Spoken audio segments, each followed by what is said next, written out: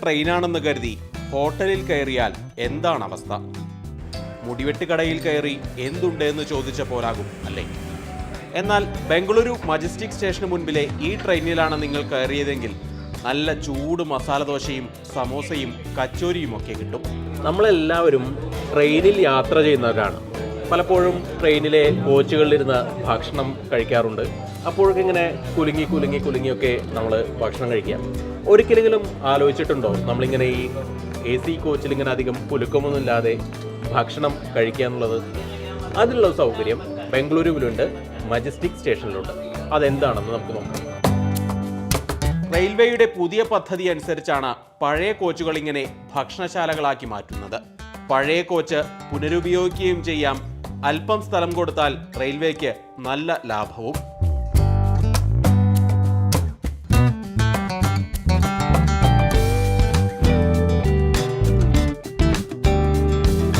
നിരവധി hotel ശൃംഖലകളാണ് railway coach റെസ്റ്റോറന്റുകൾ ഏറ്റെടുത്ത് നടത്താൻ തയ്യാറായിരിക്കുന്നത്.